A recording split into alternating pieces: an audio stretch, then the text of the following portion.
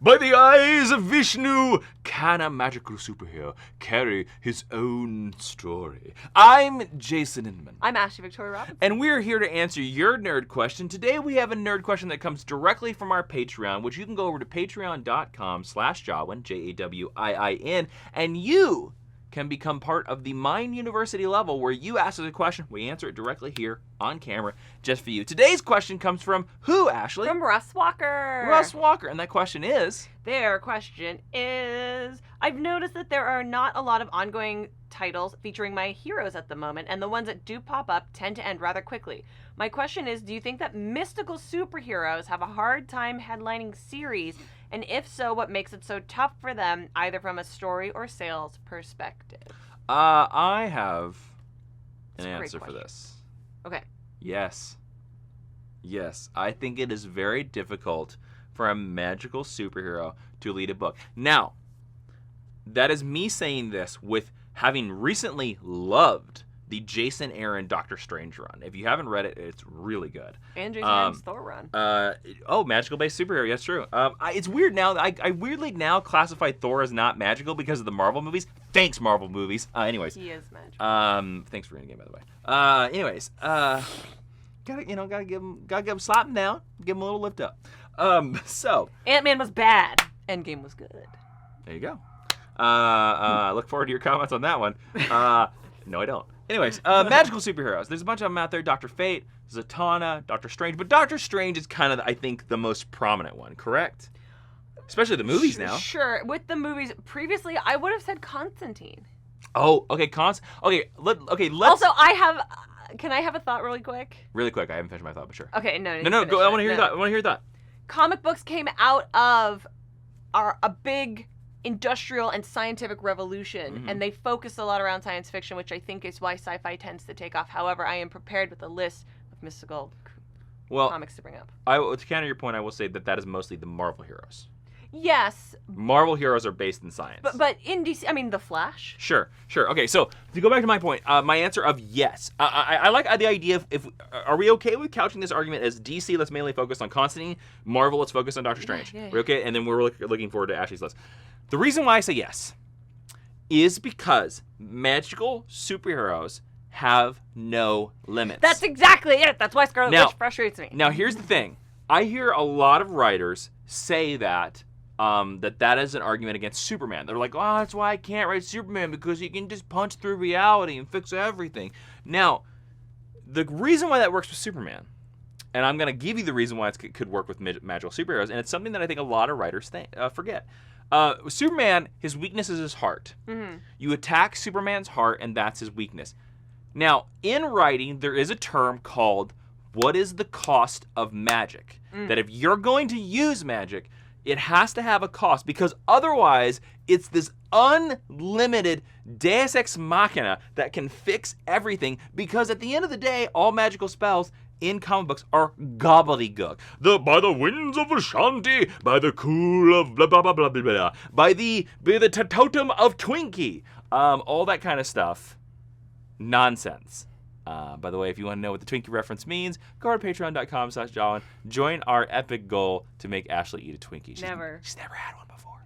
Anyways, so it's hard to make you care when you know at any point of the story, Doctor Strange can pull some gobbledygook BS that you've never heard of, and suddenly it can beat Galactus.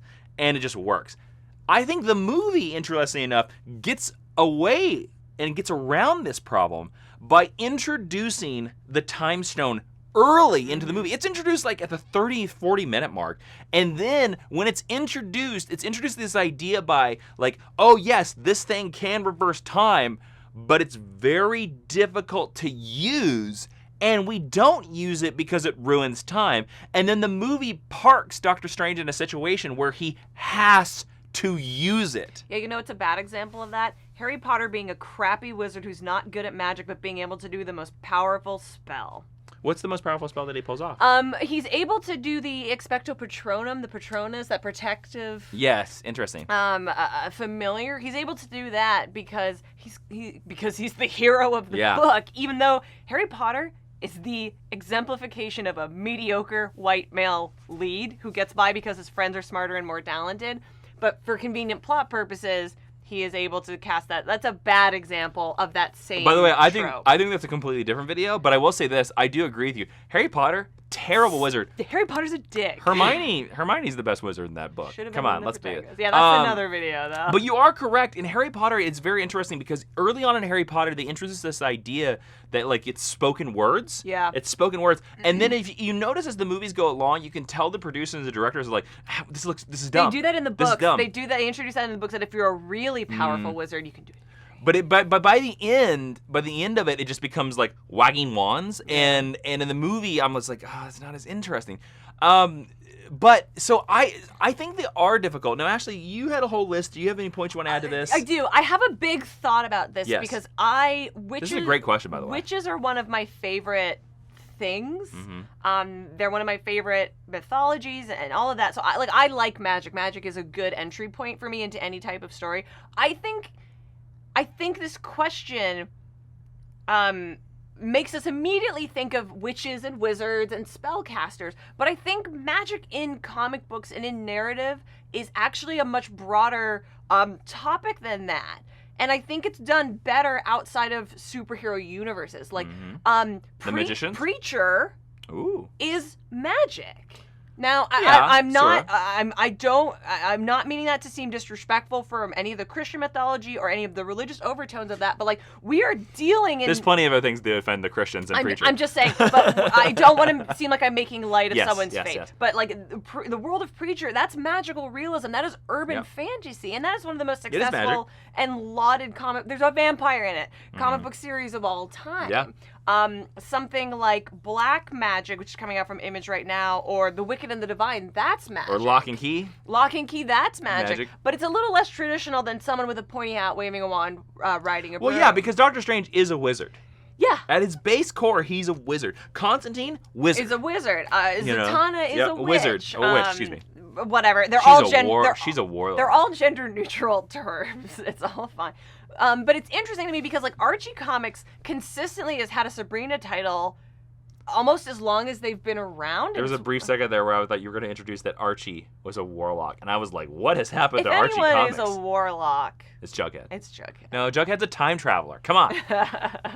Love that book. Jughead's Time Police. Oh, so good. Yeah. All right, anyways. But yeah.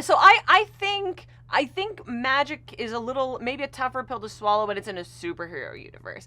I think when you divorce it from a superhero universe, because there's less rules and because there's less pseudoscience, we onboard that. Because let's talk about Green Lantern. Magic. That's magic. Yeah. We literally have a godhead structure. Mm-hmm. You know, and then Thor, and I know the MCU is trying to be like, Magic is science that we don't understand yet. I understand that, and that is historically very real, but I hate that for the Thor universe because to me, in my opinion, Thor and Asgard is more fun when it's magic. Well, I will say this. I actually love that line exchange in the first movie. And that's but totally fine. But it's the second movie where Anthony Hopkins immediately goes, "We're not immortals. We only live for 5,000 years. Just be immortal." And then there were laser guns. And I was like, what is happening here? Yeah, just be magic. Another recent Marvel acquisition, Conan. Yeah. Conan is magic. Yep, Again, Conan is magic. In a less traditional... Game of Thrones is magic. Absolutely Game of Thrones. Lord of the Rings is magic. Lord of the Rings is magic. But again, it's hard. And there's a lot of interviews out there. I remember there's a lot of things where, again, it's hard to define the rules of magic because magic is endless. It's ephemeral. So to me, I think you need to have like a weakness thing. Interesting enough, Jason Aaron, I think, did this very well in his very small. He only did like 16 issues.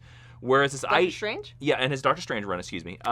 Where Doctor Strange has done so many weird and out there spells that he can't eat normal food anymore. It's affecting. There is a cost. And then he later learns that the full cost is that, like, to do some of his more powerful spells where he blasts back Galactus or stuff like that, he needs to use other people's bodies and just burn them out. I like when there is a physical toll. I think that's interesting. So to me, I was like, oh, it immediately makes Doctor Strange be like, well, I could do this spell, but if I do this spell, I'll lose my palate for Twinkies. And I like Twinkies, and that ain't gonna happen anymore. Doctor Strange does not pollute the temple with Twinkies.